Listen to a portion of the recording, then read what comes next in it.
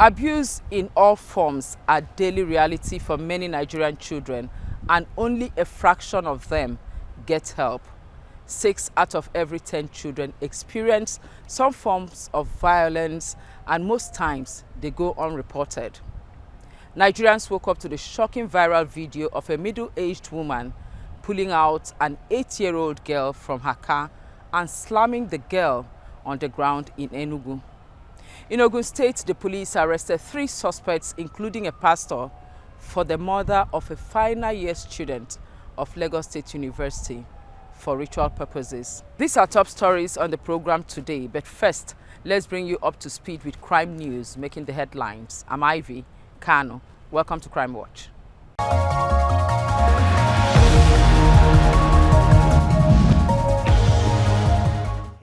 Two alleged petroleum tanker hijackers have been arrested, and their tanker recovered with 40,000 litres of petroleum motor spirit. Parading the suspect at Itire, the command's BBRO DSP Bala Elkena said information from a reliable source on Saturday made the arrest possible. According to him, police operatives from Itire Division, led by the divisional police officer, intercepted the tanker. The truck driver Mohammed Mande and his conductor Lawali Usman were rescued unhurt, while 2 suspects, namely Charles Obilomo and Osita Onyeka, were also arrested. 28th of December 2019 at about 7 p.m. they got this information that one of such trucks was hijacked by the same people who operate in military uniform. So the DPO mobilized his men and moved to that area, and they succeeded in retrieving the truck from those elements, and 2 of those gang members were apprehended and brought to the stations. While 4 others escaped, we are still on the trail of those 4 others.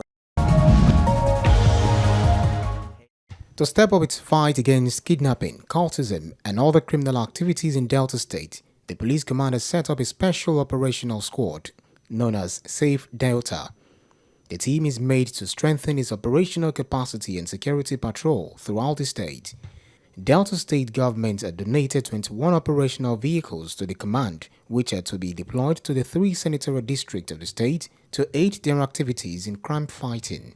This launch is to help us step up our game in fighting crime and criminality in Delta States. You know, the criminals, they are devising new methods daily, and so we are equally on top of the game to make sure we beat them to it. The vehicle have been deployed to the 3 senatorial districts of Delta States: Delta North, Delta South, and Delta Central. The Lagos State government has commenced the destructions of illegal structures after the expiration of a 7-day removal notice served Marwa waterside area of Lagos. After an additional 8 days grace, the operatives of the Lagos State Environmental and Special Offences Enforcement Unit made an early arrival at the area. Though some of the shanties had already been dismantled, many more were still standing. Speaking on the demolition, the chairman of the agency, CSP Olayinka Egbeyemi, disclosed that the exercise became imperative in preparation for the construction of a coastal road, which will serve as an alternative route for the Lekki-Ekpe Expressway and enhance free flow of traffic on that corridor. What the governor is trying to do is just for that spirit of oneness in Nigeria, and that spirit of being your brother's keeper. That's just to give them token. Probably they want to travel back to wherever they are, or rather they want to relocate to another place. We are going to demolish. After the demolition of these illegal structures, we are having visiting mobile policemen from neighboring states, a unit that will take charge of this place for the next 6 months before construction will now start eventually.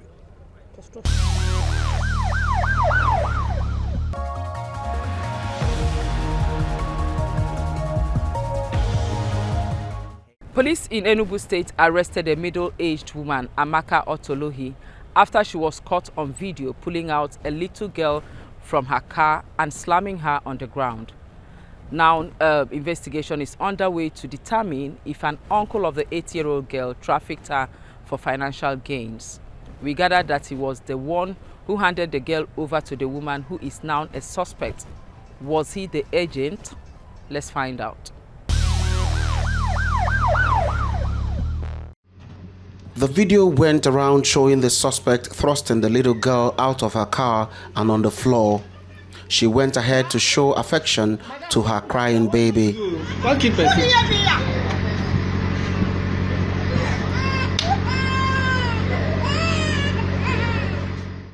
It was revealed that the girl was handed over to the family by her uncle from Plateau State, who serves as an agent. The suspect, a native of Ngobala in Imo State, admitted she threw the little girl out of her car, but said she never meant to hurt the 8-year-old house help. I'm only peace life to help her. I don't know what came over me. It's not what you saw. Because this is not me. This is not the way I live. I only came into her life to help her, please. I was supposed to travel, but I didn't. So we decided that we will have to first make sure the girl is okay. We went and scanned her, both her skull and her chest, and we made sure that a doctor saw her. The Commissioner of Police said the act has attracted local and foreign attention. A middle-aged woman with a blue car was maltreating and throwing away on the ground, thrusting this little girl on the ground. And there was also a little baby on her hand who seemed to have fallen from a stationary car. So this video that went viral attracted so many comments on social media. As an 8-year-old, the girl is too young to be taken away from her parents and undertake any form of job under the law of the country. The police is exploring the chances that the child was trafficked by her uncle for material benefits. Maybe he wanted to sell her and then use the money, as he has nothing doing. And he is not even married, to say that he will bring his relations' children to be under his care. While the family that he gave, they claim that they received this girl to help them in house help. Is this girl big enough to be employed? This is typical example of child abuse. The said uncle to the victim lamented that the family he trusted to take care of his niece would treat her in that manner. As I watched this video, tears were just coming out from my eye. I said, is it this auntie that I know her? Is she the one that will do this kind? Is she the one that she's going to do this kind of behavior? As in, to behave in this way? I didn't know her with this kind of attitude. So I did not even believe it. This is just one of the countless underage Nigerian children working as domestic servants in cities across the nation, far from their own parents and homes. The sad reality is that many of these children end up being abused and abandoned to their fate. Hence the need for government to be firm in protecting vulnerable children.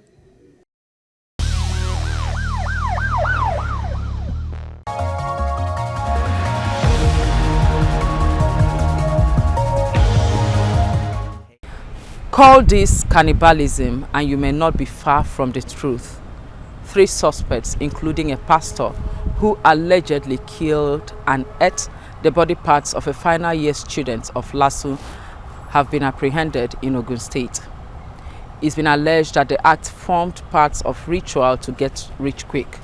In Street Palace, it's called money ritual. The victim was lured by her boyfriend from Lagos to Ikoyile near Ikire in Osun State, where she was gruesomely murdered.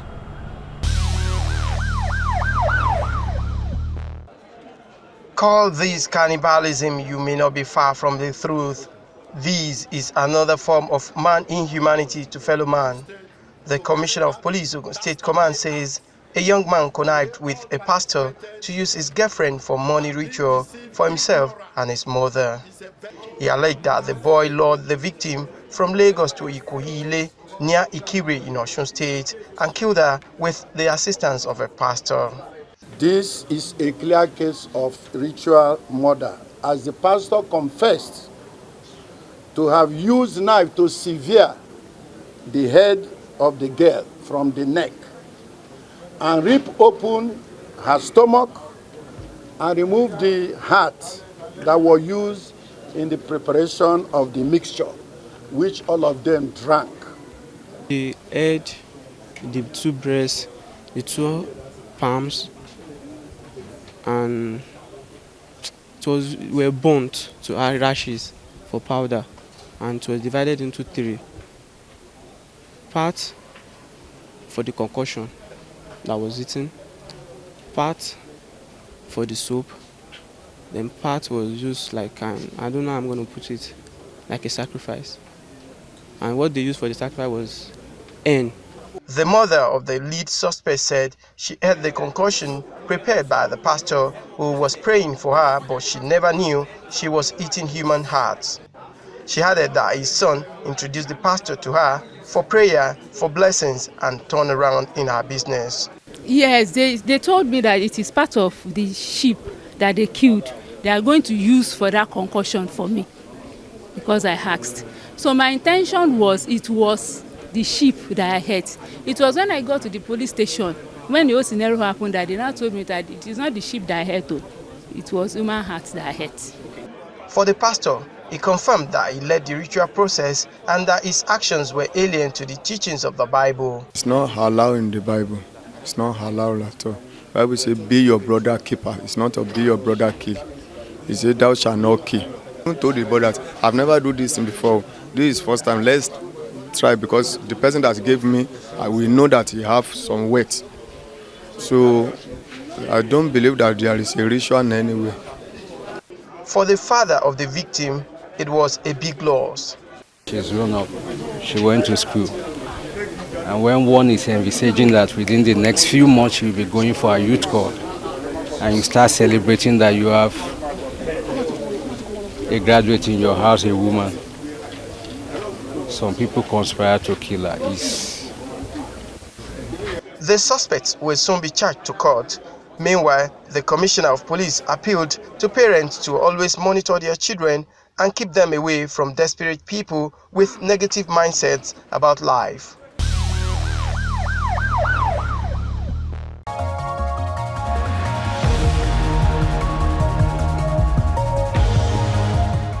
Festive season is a peak period for crimes. Now, during this period, many Nigerians become lax and pay little or no attention to security. Criminals take advantage of this to strike and rob people of their valuables. Coming up next is the concluding part of our interview with a security analyst, Oladeinde Ariyo. He's focusing on security during the festive season.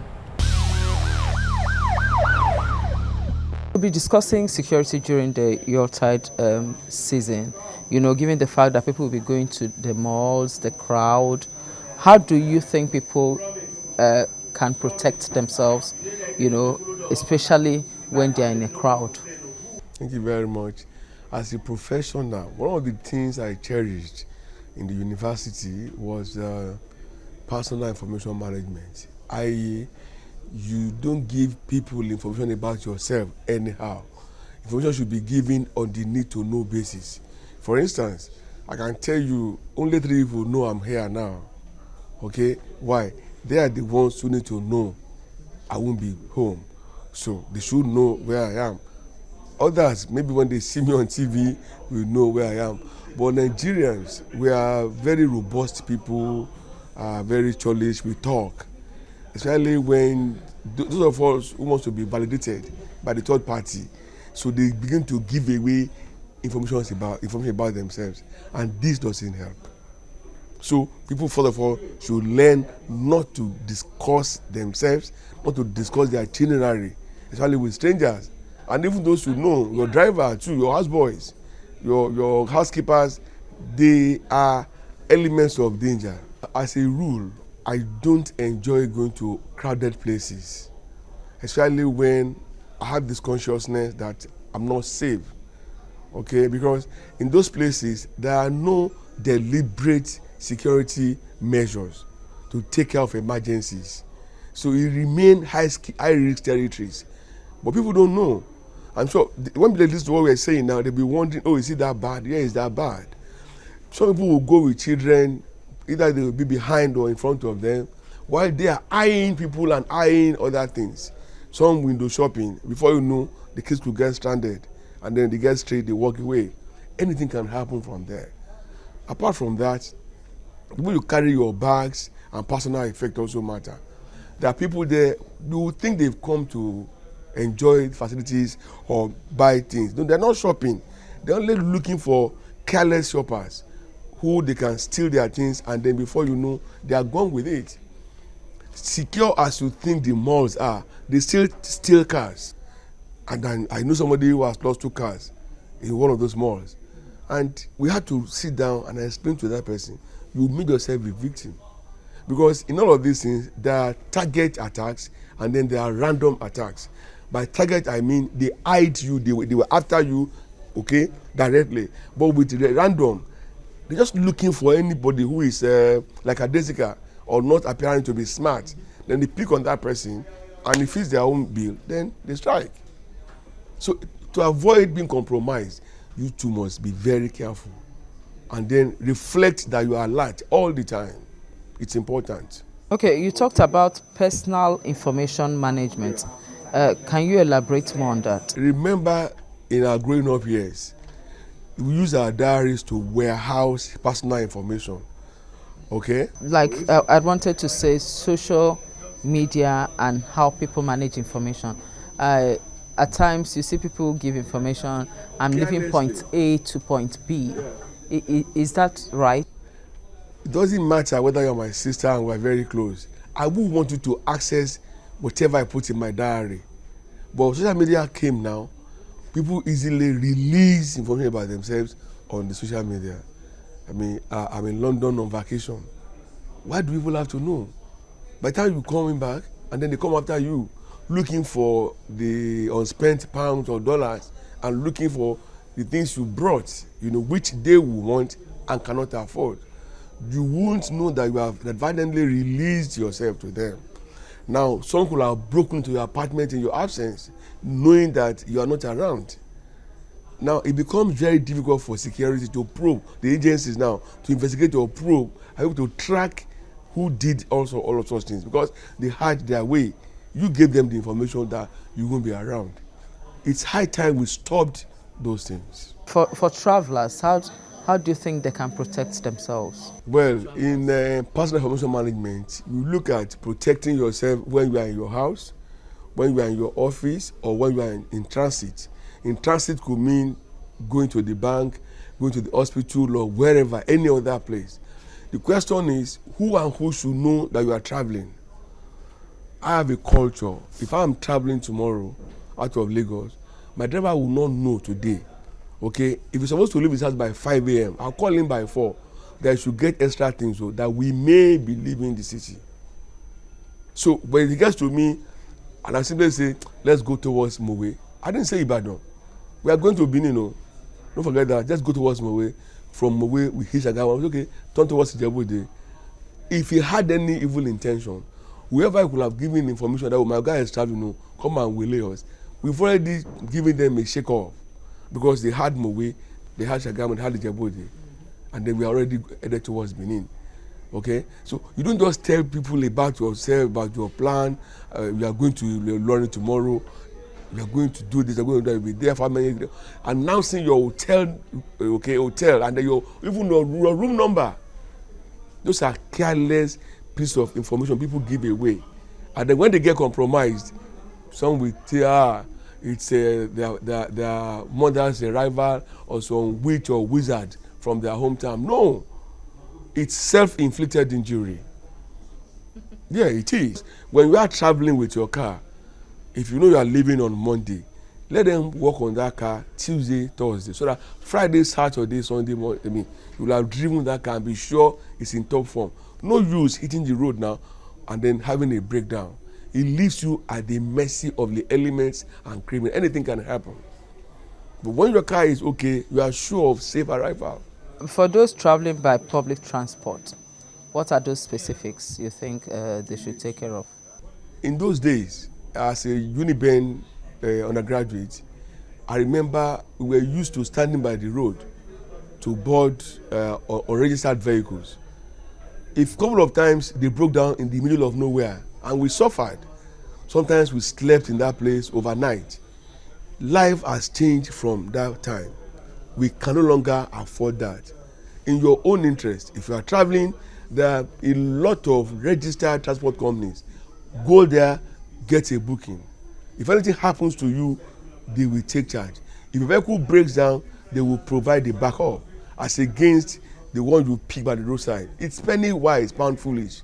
Because whatever amount you think you will conserve by going to the roadside transporter, when the trouble starts, you will lose a lot more. And one may lose his life if care is not taken. There is a rule now which was enforced by the Federal Road Safety Corps.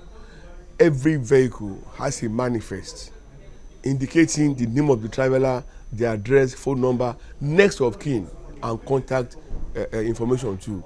Do you think the federal government need to do more on general security awareness? I've always been an advocate of mass enlightenment and public education. Governments at all times owe the citizens the duty to protect them because it's a constitutional role of the government to provide secure and safe environment for us to thrive and achieve our visions. So people need to be educated and to be informed. Unfortunately, if I now go to a TV station as a professional and say, please, give me 30 minutes. I want to talk about security, I want to talk about security. They will ask me to come and pay. Now, where do I get sponsorship for such a thing? It was from government. But if I go to the government now, you think it's so easy? It will be stories that touch the heart. And these things don't, people get frustrated. I've tried it before. We had to introduce a security educational program where just for 10 minutes and pick issues and give them tips, give them bullet points. It didn't work. So we have to go back, okay? Make provision for all of that. We need education. The better educated we are, the better our lives will become. And the safer and more secure we will be. We take a lot of things for granted. Unfortunately, ignorance, they say, no excuse. But ignorance could be painfully costly. And it may be fatal because people lose their lives carelessly and recklessly because they do not know, oh, this is not possible, this is not doable, or this shouldn't even be done in the first place. So they endanger themselves and their lives. For those who are traveling out of state and, what security measures should they put in place in their homes? When you are leaving your house, you are traveling and you're going to be away for a few days, nobody will be around, empty your deep freezer or your refrigerator, whereby you can shut out, the power supply system into them because there could be explosion in your absence. Number two, your exterior lighting system should be on, make it operational. Okay, if you can, get a radio, okay, powered with battery and whatever, 24/7, there will be sound coming from your premises. People will assume somebody is in the house and that keeps them away. Number three, if you have dogs, unleash them. They help. Of course, let your neighbors know that you are traveling, except in rare cases where your neighbors are your unknown or unidentified enemies. Your neighbors are your best choice, okay, as overseers in your absence. They can pinch you and say, okay, no, nothing is happening. That should also happen. And of course, don't announce either your departure date or arrival date needlessly, except those who need to know. They don't have to know. Yoruba have a saying that you don't go announcing that your wife is pregnant. What you announce is that your wife has given birth or put to bed. So that principle should also guide us in managing information about us. Those who should know, and then those who should not know, you must be able to determine within your sphere those who should not know and those who should know. The fewer, the best. Many will be winging their way back to base after the holidays. Now here are some travel tips that may be useful.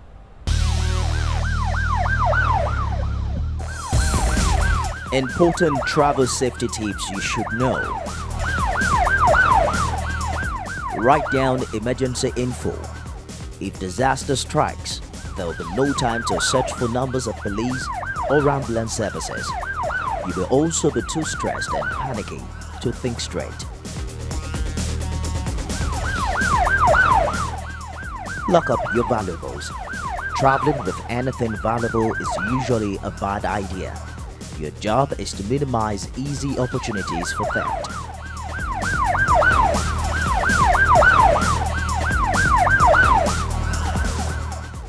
Ask locals for advice. If you really want to know which neighborhood is safe, ask a resident of the area. It's also wise to get a second opinion.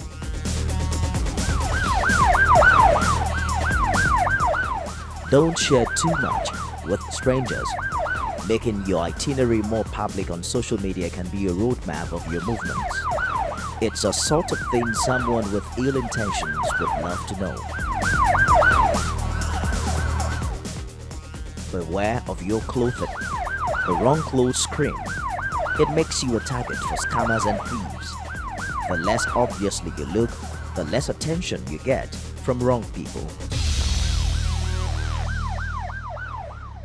Travel in numbers. The more people around you, the more eyeballs are on your valuables. Trust your instincts. This is incredibly important. You're a walking surveillance network.